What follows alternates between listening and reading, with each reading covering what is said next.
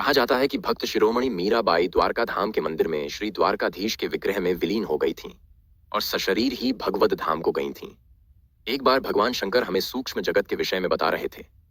तभी मन में एक प्रश्न उठा और हमने पूछा, प्रभु, क्या चैतन्य महाप्रभु और मीराबाई दोनों सशरीर ही वैकुंठ लोक को गए थे? क्या यह संभव है? स्थूल या भौतिक शरीर से वहां कैसे पहुंचा जा सकता है? भगवान शंकर मुस्कुराए और बोले, आओ, मैं तुम्हें दिखाता हूं।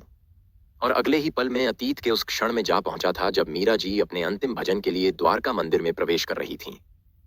मीरा जी का संत समाज में अत्यंत आदर था और उस समय वहां मंदिर में सैकड़ों संत, भक्त और जनसाधारण उपस्थित थे। मीरा जी के मुखमंडल पर अद्भुत दिव्यता झलक रही थी और वे हाथ में एक तारा लिए मधुर स्वर में भजन गाते हुए मंदिर में प्रवेश करती हैं। और अचानक वहां बहुत तेज प्रकाश फैल जाता है, इतना तेज कि उपस्थित किसी की आंखें ठीक से खुल भी नहीं पा रही थीं। परंतु मैं सब स्पष्ट देख पा रहा था। तभी मैंने देखा कि अचानक भगवान श्री कृष्ण स्वयं बांसुरी हाथ में लिए साक्षात वहां प्रकट हो गए। मीरा जी प्रभु को देख भाव विभोर होकर प्रभु की ओर तेज कदमों से बढ़ीं और तभी उनके कंधे से या हाथ से एक वस्त्र भूमि पर गिर पड़ा, पर वे बस अपने प्रभु की तरफ बढ़ती जा रही थीं।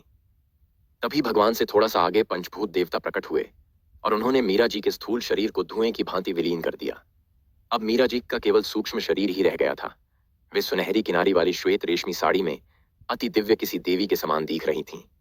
वे सीधे प्रभु के चरणों में जाकर बैठ गईं और उसी क्षण श्री कृष्ण के साथ अदृश्य हो गईं। उनके साथ वह दिव्य प्रकाश भी लुप्त हो गया। तब जाकर वहां उपस्थित जनों की दृष्टि सामान्य हुई तो वे आश्चर्य में इधर उधर मीरा जी को खोजने लगे, पर उन्हें वहां केवल वही वस्त्र मिला जो उनके कंधे से गिरा था। मीरा जी तो अब सदा के लिए इस भौतिक लोक से विदा लेकर वैकुंठ धाम को चली गई थीं। इस चैनल का मूल उद्देश्य कलयुग में फैली भ्रांतियों और अज्ञानता को मिटाकर ध्यान की उच्च अवस्थाओं में प्राप्त दिव्य ज्ञान को जन जन तक पहुंचाना है। कृपया चैनल को लाइक और सब्सक्राइब करना